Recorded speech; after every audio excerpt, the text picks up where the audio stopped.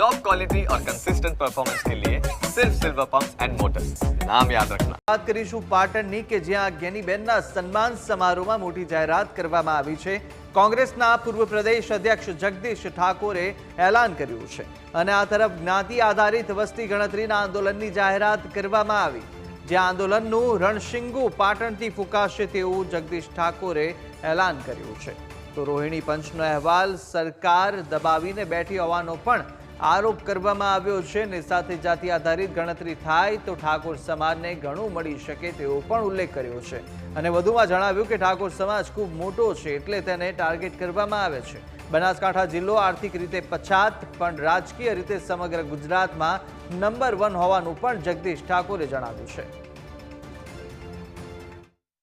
ઠાકોર સમાજે આગેવાની લેવાની છે, નાના સમાજોની ઠાકોર સમાજે આગેવાની લેવાની છે। જે સમાજો વિકસિત નથી એની આગેવાની લઈને 27% અનામતમાં પોતાના સમાજના જે લોકો છે એની વસ્તી ગણતરી કરીને એને યોગ્ય ન્યાય મળે એ દિશા તરફ ઠાકોર સમાજ આગેવાની લઈ અને આવતા દિવસમાં સમગ્ર ગુજરાતમાં રણસિંગુ ફૂકે વસ્તી આધારિત જનગણના કરીને રોહિણી પંચનો જે અહેવાલ સરકાર દબાવીને બેઠી છે, અહેવાલ બજારમાં મુકાય, એની ચર્ચા થાય। 10 કે 11 રાજ્યોમાં બક્ષી પંચમાં અનામતના ભાગ પાડી અને અનામતમાં અનામત આપવાના જે 10 રાજ્યોમાં કર્યું છે તો ગુજરાતમાં તમે કેમ નથી કરતા એ સવાલ પણ આજે પાટણમાં ઠાકોરો ભેગા થઈને બક્ષી પંચના લોકો ભેગા થઈને અને સરકારને પૂછે છે। માત્ર પૂછતો નથી, આવતા દિવસોમાં એની રણનીતિ નક્કી કરી અને લડતના મંડાણ પણ આ પાટણની પવિત્ર ભૂમિમાંથી શરૂ થશે। તો આજ મુદ્દા આપણી સાથે આઉટપુટ એડિટર જીગર જોડાઈ ચૂક્યા છે ફોન લાઈન પર। જીગર, જ્ઞાતિ આધારિત વસ્તી ગણતરીના આંદોલનની જાહેરાત અત્યારે જગદીશ ઠાકોર કરી રહ્યા છે અને ફરીથી રાજનીતિની અંદર ગરમાવા આવી શકે છે।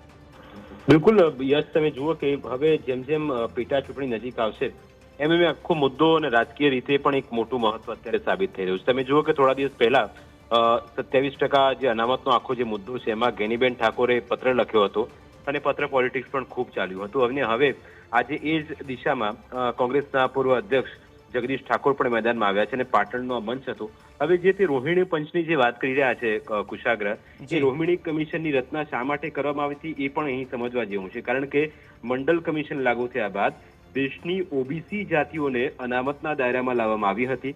ઓબીસી માટે 27% અનામત નક્કી કરવામાં આવી હતી, પરંતુ અનામતના અમલ પછી પણ ઓબીસીની ઘણી જ્ઞાતિઓ અનામત લાભોથી વંચિત રહી હતી।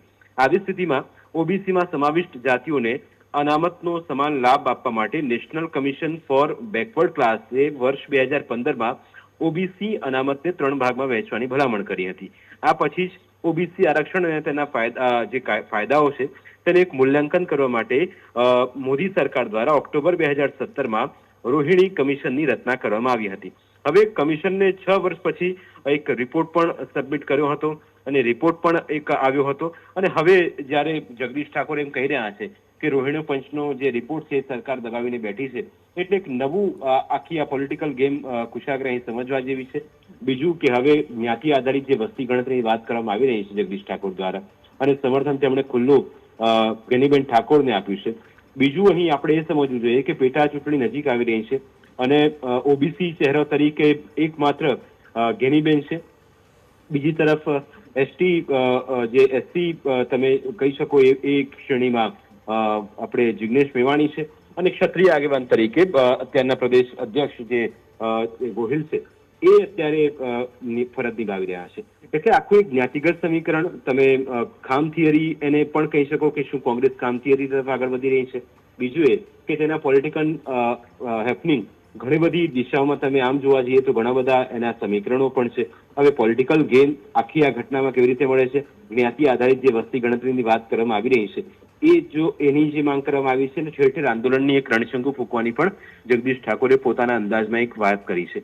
બીજું એ કે જ્ઞાનીબેનનો સન્માન સમારોહ કાર્યક્રમ હતો અને જ્યારે કોંગ્રેસના પૂર્વ પ્રદેશ અધ્યક્ષ જગદીશ ઠાકોર આ રીતનું એલાન કરતા હોય ત્યારે તેના પરિણામો પણ આપણને આગામી દિવસોમાં જોવા મળી શકે છે, કારણ કે જવું કે આખા દેશમાં અને જ્યાં સુધી આપણી લોકસભાની બેઠકો હતી એમાં કોંગ્રેસ એકમાત્ર બેઠક કે જે બનાસકાંઠા બેઠક પર કબજો જમાવવામાં સફળ રહી હતી, ગેનીબેન એક સૌથી મોટો ચહેરો અહીં સાબિત થયા હતા.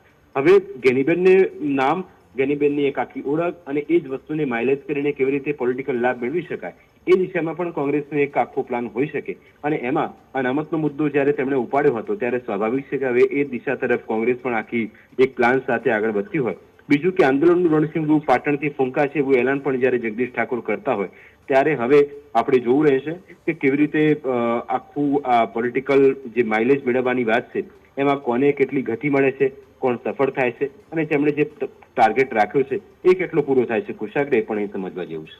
બિલકુલ જીગર, આને વાત આપણે સમજીએ, જાતિ આધારિત જો ગણતરી થાય તો આની પર જો રાજનીતિ વધુ તેજ બનશે તો કોને ફાયદો થશે? કારણ કે આમાં ઉલ્લેખ જગદીશ ઠાકોરે એ પણ કર્યો છે જાતિ આધારિત જો ગણતરી થશે તો ઠાકોર સમાજને ઘણું બધું મળી શકે. હવે કુશાગ્ર મળે ના મળે એ બે નંબરની વસ્તુ છે, કારણ કે અહીં તો પોતાની એક વાત બનાવવાની વસ્તુ છે. એટલે જગદીશ ઠાકોર એવું કહી રહ્યા છે કદાચ કે જો આ રીતનું થાય તો તેનો લાભ થાય. હવે હતા ન હતાની સ્થિતિમાં અત્યારે આ એક પોતાનું પોલિટિકલ રિએક્શન તેમણે આપ્યું છે. એટલે હવે જો આ વસ્તુ તો તમે જુઓ કુશાગ્ર કે કોંગ્રેસ છેલ્લા કેટલાય સમયથી જાતિ આધારિત એક વસ્તી ગણતરી જે માંગ કરી રહી છે અને કોંગ્રેસ હાઈકમાન્ડ અને કોંગ્રેસ દિલ્હીથી આખું મોડ્યુલ જે તૈયાર થયું છે એ દિશામાં પણ તમે જુઓ કે છેલ્લા કેટલાય સમયથી માંગ બુલંદ બની છે.